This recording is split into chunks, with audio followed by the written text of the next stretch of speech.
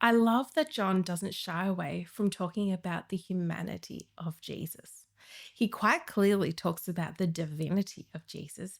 He opens his letter by talking about it.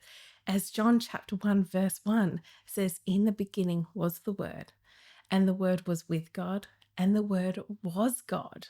And then down in verse 10, he turns around and says, "And the Word became flesh."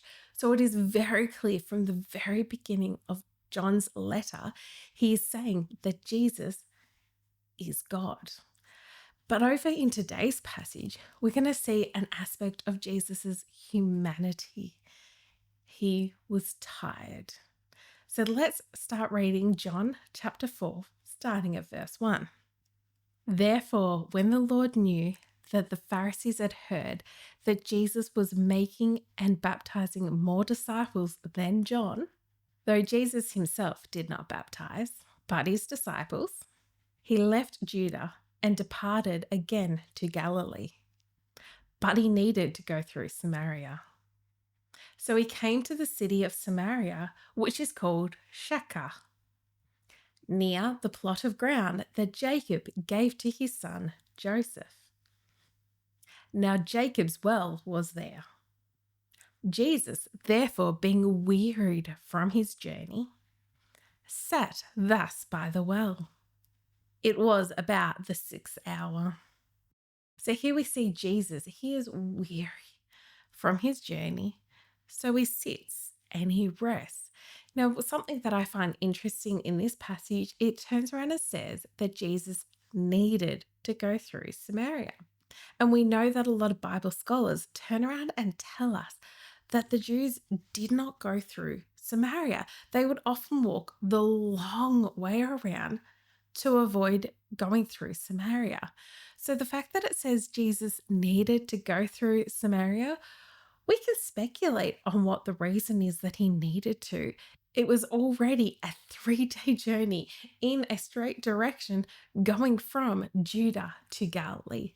So maybe Jesus needed to get to Galilee within the 3 days.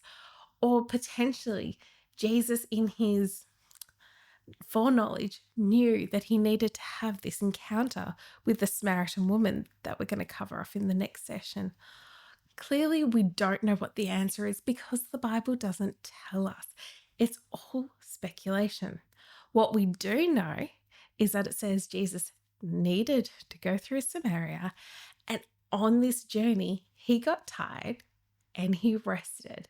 And then in our next session, we're going to see that he has this amazing encounter with the Samaritan woman. I don't know about you, but this is one of the passages I've heard preached on a lot. So with that, I just really want us to stop and think and ponder on the fact that Jesus rested. Jesus never sinned. So there is nothing wrong with resting when we're tired. Actually, I think it's essential that when we're tired, we rest. Jesus showed us that. There are other times as well that it comes up, and it says that Jesus departed to go and pray, that he does all these different things, and we see his humanity. This is where he understands what we're going through on a day-to-day basis. So I say that because I really just want to encourage you to not feel guilty when you need to rest. Take that rest when you need it.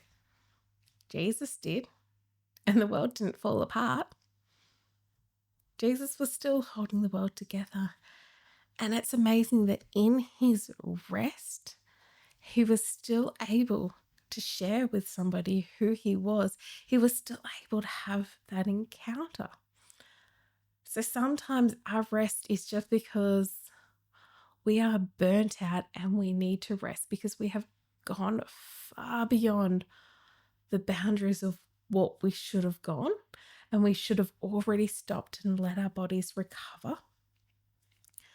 But also sometimes in those times of rest, we get to have these beautiful encounters with other people, meet them where they are, and just get to know people more. In this particular one, Jesus got to share with this lady who he was, and then she runs into town and turns around and tells the whole town.